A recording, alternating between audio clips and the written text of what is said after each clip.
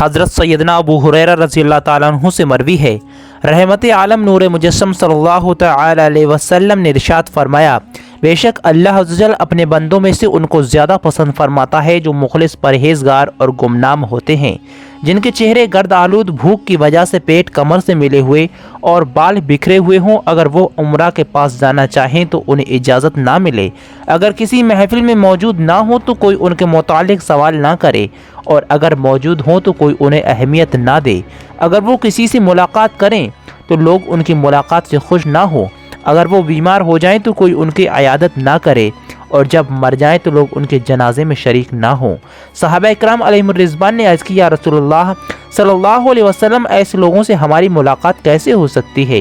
آپ صلی اللہ تعالی علیہ وسلم نے ارشاد فرمایا، اویس قرنی انہی لوگوں میں سے ہیں۔ صحابہ اکرام علیہم الرضوان نے عرض کیا، یا رسول اللہ عز و جل، اویس قرنی کون ہے؟ میٹھے میٹھے آقا مدینے والے مصطفیٰ صلی اللہ تعالی علیہ وسلم نے غیب کی خبر دیتے ہوئے ارشاد فرمایا،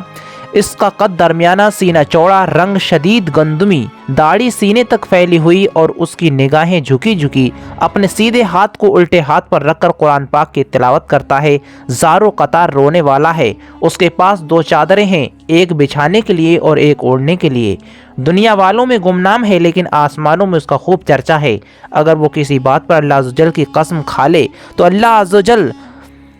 ضرور اس کی قسم کو پورا کرے گا، اس کے سیدھے کندھے کے نیچے سفید نشان ہے، کل بروز قیامت نیک لوگوں سے کہا جائے گا تم لوگ جنت میں داخل ہو جاؤ، لیکن اویس قرنی سے کہا جائے گا تو ٹھہر جا اور لوگوں کی سفارش کر، چنانچہ وہ قبیلہ ربیعہ اور مصر کے لوگوں کی تعداد کے برابر گناہ کاروں کی سفارش کرے گا۔ پھر آپ صلی اللہ تعالی علیہ وسلم نے حضرت سیدنا عمر فاروق اور حضرت سیدنا علی المرتضیٰ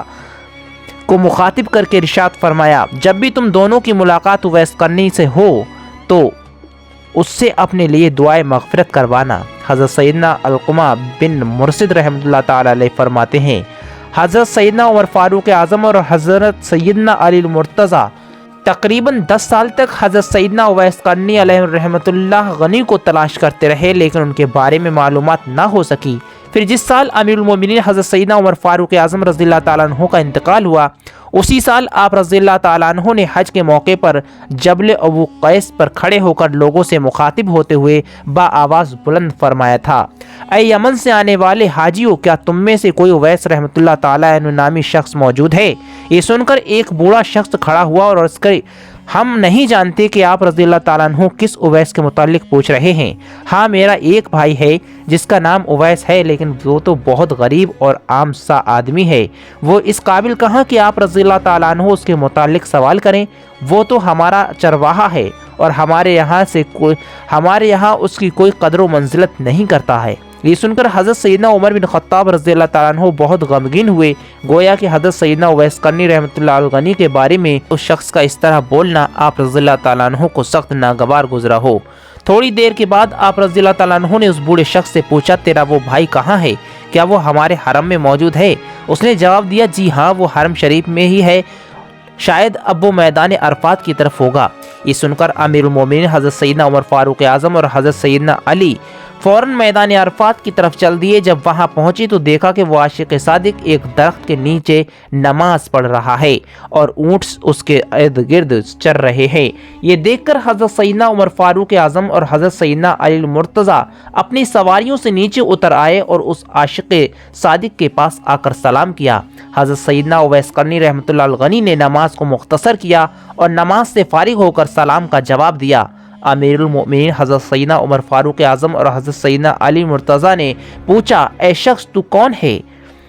اس نے جواب دیا، میں اپنی قوم کا مزدور اور چرواہا ہوں۔ آپ دونوں حضرات رضی اللہ تعالیٰ عنہما فرماتے ہیں، ہم تجھ سے ان چیزوں کے متعلق سوال نہیں کر رہے بلکہ یہ بتائیں کہ آپ کا نام کیا ہے؟ انہوں نے جواب دیا، میں عبداللہ یعنی اللہ عز و جل کا بندہ ہوں۔ فرمایا، یہ تو ہم بھی جانتے ہیں کہ زمین و آسمان میں موجود تمام لوگ اللہ عز و جل ہی کے بندے ہیں، تم اپنا وہ نام بتاؤ جو تمہاری ماں نے رکھا ہے۔ یہ سن کر حضرت سیدنا اویس قرنی رحمۃ اللہ علیہ غنی نے عرض کی، آپ لوگ مجھ سے کیا چاہتے ہیں؟ تو انہوں نے ارشاد فرمایا، ہمارے میٹھے میٹھے آقا مدینے والے مصطفیٰ صلی اللہ تعالی علیہ وسلم نے ہمیں اویس قرنی علیہ رحمۃ اللہ الغنی کے متعلق چند نشانیاں بتائی ہیں۔ ہم آپ رحمۃ اللہ تعالی علیہ کی باتوں اور رنگت کے متعلق بتائی ہوئی نشانیاں تو آپ رحمۃ اللہ تعالیٰ علیہ میں دیکھ چکے ہیں، لیکن ہمارے غیب دان آقا مدینے والے مصطفیٰ صلی اللہ تعالی وسلم نے ایک نشانی اور بتائی تھی کہ اس کے سیدھے کندھے کے نیچے ایک سفید نشان ہوگا۔ آپ رحمۃ اللہ تعالیٰ علیہ ذرا اپنا سیدھا کندھا ہمیں دکھا دیں، اگر وہ نشان موجود ہوا تو ہم پہچان جائیں گے کہ آپ رحمۃ اللہ تعالیٰ علیہ ہی کے متعلق ہمارے غیب دان آقا مدینے والے مصطفیٰ صلی اللہ تعالی وسلم نے غیب کی خبر دی ہے۔ یہ سن کر حضرت سیدنا اویس قرنی علیہ رحمۃ اللہ الغنی نے اپنے کندھے سے چادر ہٹائی تو آپ رحمۃ اللہ تعالی علیہ کے مبارک کندھے کے نیچے سفید نشان موجود تھا۔ نشان دیکھتے ہی دونوں صحابہ رضی اللہ تعالیٰ عنہما نے حضرت سیدنا اویس قرنی علیہ رحمۃ اللہ الغنی کو بوسہ دیا اور فرمایا ہم گواہی دیتے ہیں کہ تم ہی وہ اویس رحمۃ اللہ تعالیٰ علیہ ہو جس کے متعلق ہمیں نبی غیب داں صلی اللہ تعالی علیہ وسلم نے خبر دی تھی۔ اللہ عز و جل آپ پر رحم فرمائے۔ آپ رحمۃ اللہ تعالیٰ علیہ ہمارے لیے مغفرت کی دعا کریں۔ یہ سن کر حضرت سیدنا اویس قرنی علیہ رحمۃ اللہ الغنی نے عرض کی میں نہ تو صرف اپنے لیے استغفار کرتا ہوں اور نہ ہی کسی فرد معین کے لیے، بلکہ میں تو ہر مومن مرد و عورت کے لیے استغفار کرتا ہوں۔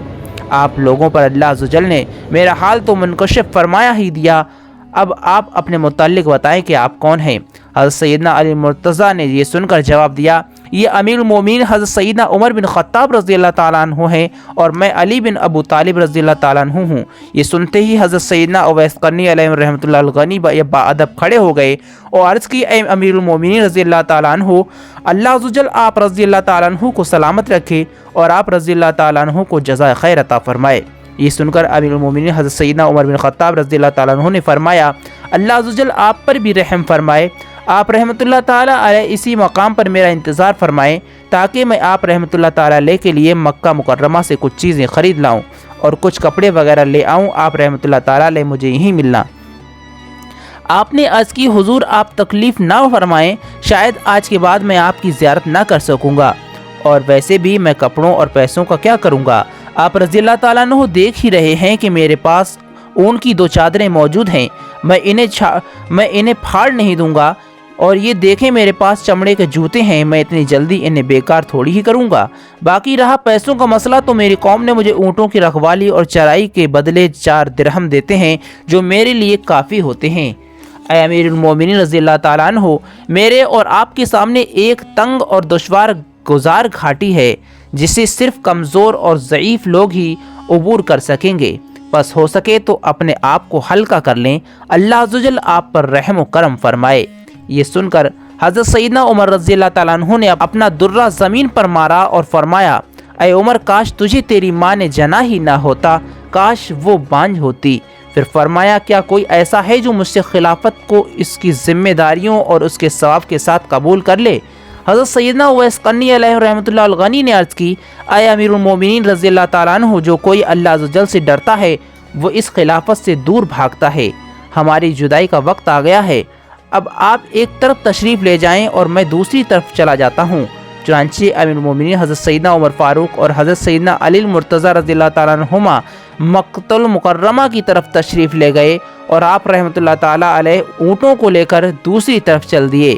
اور اونٹوں کو قوم کے حوالے کر دیا، پھر سب کام چھوڑ کر صرف اللہ عز و جل کی عبادت میں مشغول ہو گئے اور بالآخر اپنے خالق حقیقی عز و جل سے جا ملے۔ اللہ تبارک و تعالی ہم سبھی کو 5 وقتہ نمازی بنا دے، ہمیں گناہوں سے بچا لے اور ہماری زندگی میں سے تمام مشکلاتوں کو آسان فرما دے۔ اللہ ہم سبھی کے والدین کو سلامت رکھے، آمین۔ کمنٹ سیکشن میں آپ بھی ضرور لکھ دیں۔